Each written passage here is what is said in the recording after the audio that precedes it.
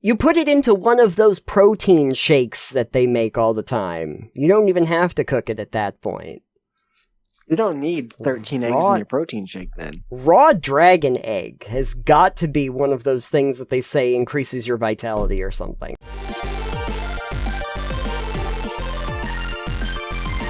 Alex, here is a very simple question, but I want your feedback on it because, frankly, I don't know enough about the lore of D&D or fantasy to actually determine the answer to it. It was a poll that was actually run about 3 years ago, so I can tell you the results of the closed poll in a minute.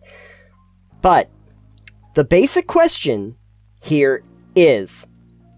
Weird question. They preface that. Weird question. On a great start. Yeah. Weird question. Could you hard boil a red dragon egg?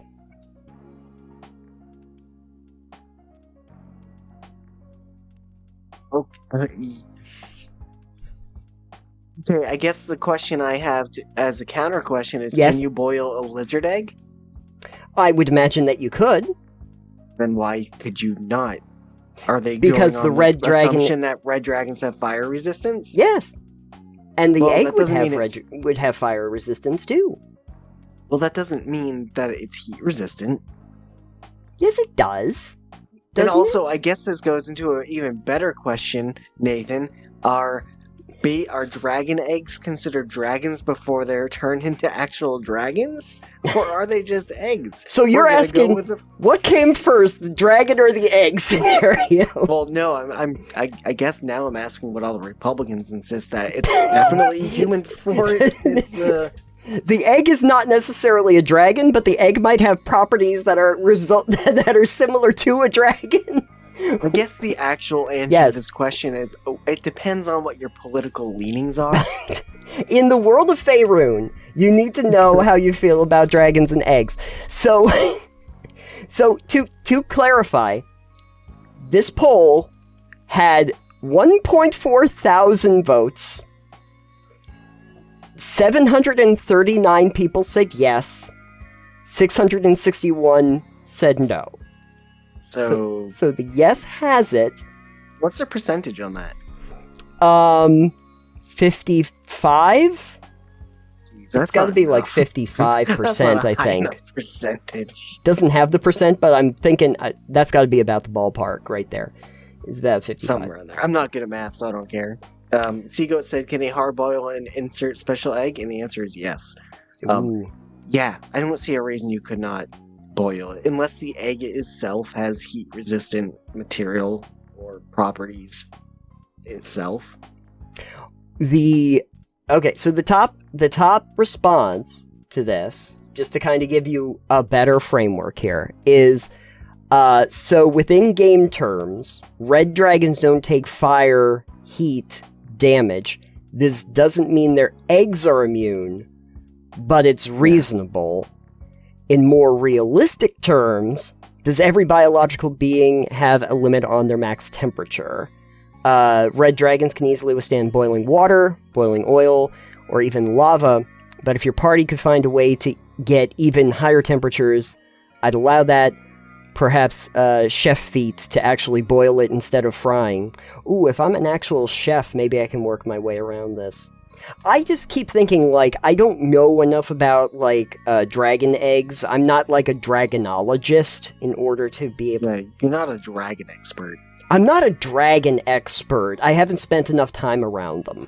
But what I have found is that usually when they show the dragon eggs, they're like covered in scales, almost like a dragon would be, like the way that they're built. And I always felt like the properties for dragons were were like based on the actual scales themselves. Like if you have an ice dragon, the reason why they're so ice immune or something is has a lot of properties to the scales that they have. I'm thinking like if you take that transitory property, then the eggs would be immune to fire. But the interior, I think, is the issue. That's the part that gets boiled.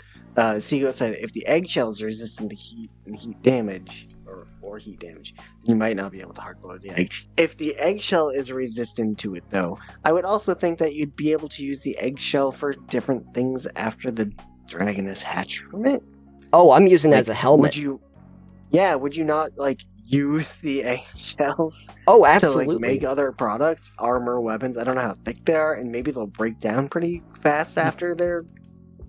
If you hard like- boil the dragon egg, can you tap the side of it to crack it really gently so that I can get 2 halves and I can make a helmet out of one side? Sure. Perfect. Sure. Great. You could put you could use that shell for a lot of different things. You could put it onto your horse. I could make horse armor out of the dragon shells. Great. Now you can just download the DLC for it. Crave said eggshell may be heat resistant if dragon use fire to keep them warm, Fair enough. which I think is a thing some media does. Maybe. Well, I I'm not mean, an expert on dragon media, but yeah, again, we have not spent enough time around the dragons to be able to speak for them. But my thought process here is that when the dragons are laying the eggs, they're kind of in their own environs too. So if the fire dragon is usually in a fiery place, then the eggs are already going to be predisposed to being in really, really hot areas. So it's going to be harder to boil them anyway, because if, like, the fire dragon lives in a volcano, then, you know, the eggs are going to kind of be already resistant to that so that they don't die. So I guess the takeaway to this question for me would be, why do you want to eat a dragon egg? shared? Ah, jeez. No, my takeaway from this is if you've got a dragon egg and you're looking to eat it, maybe hard boiling it is not what you're going to go with. Maybe you should just scramble it. Esigo had also said, I hadn't read yet, it's an egg, therefore can be hard boiled, poached, scrambled, used in making bread and other food, and separated to make meringue. So, you know, we have Perfect. options. Yes, You don't have to hard boil it. that's true. We could just crack the You could egg and actually- then use the interior then.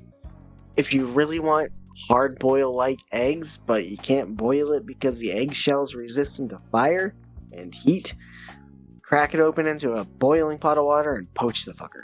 You put it into one of those protein shakes that they make all the time. You don't even have to cook it at that point. You don't need 13 eggs Raw- in your protein shake then. Raw dragon egg has got to be one of those things that they say increases your vitality or something. It's got to be. Yeah, that's definitely one of the There's things gonna to be go- a- It'll increase your sexual prowess. There's gonna be a special diet in the world of Faerun that's just about, like, maximizing your protein count by eating dragon eggs every day. This goes back to the last episode we recorded, Oh, where yeah. we're talking about selling the pet rock. Yeah, For those of you who haven't listened to that one, because it's coming out this which week. is everyone. But yes, there was a thing that we talked about that was about pet rocks. So yes, we could sell that. You do like the dehydrated egg. You can dehydrate the dragon eggs and then sell it as like a protein powder shake. So we Any need other the thoughts? cryomancer back. Yes, we do need the cryomancer back. Ooh, that's an interesting thought.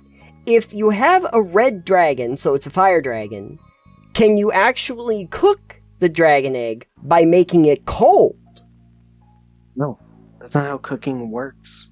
But you already have a fire creature, so when maybe it works on reverse rules. Maybe it's No. opposite day. Okay, so what I want you to do is go find creatures that live near thermal vents in the ocean and see if you can cook them by turning them colder. That's what frostburn is. So frostburn is when water that's in the product gets sucked out of the product by being frozen. You're removing water from it. Oh, okay. Yeah. There's something. We learn something new Which is every why- day. So you know why ice cream will crystallize on top is because it's the moisture that's in it is basically getting frozen. No, Nathan, you would just freeze dry the red dragon egg. Thank you. See, That also works, though. Maybe a freeze-dried dragon egg would be good, though. It would be I mean, if tasty. you like astronaut food, sure. This is what you're taking to the moon: freeze-dried red dragon egg. That way, you can have great sexual prowess on the moon. You know what you do? You take the dragon egg and you put it on top of the capsule, and you don't have to worry about the ablative coating.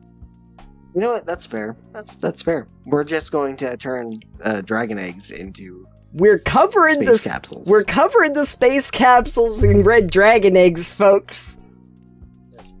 That probably would work in this case if that was how those work. Fantasy It's probably rockets. way cheaper. It's probably way cheaper than using the ablative ceramic coating we have. Oh, absolutely. I think it would be way cheaper to just raise red dragons in a volcano than try to pay for the ablative coatings that we have to use. So that's great. We've created fantasy space camp.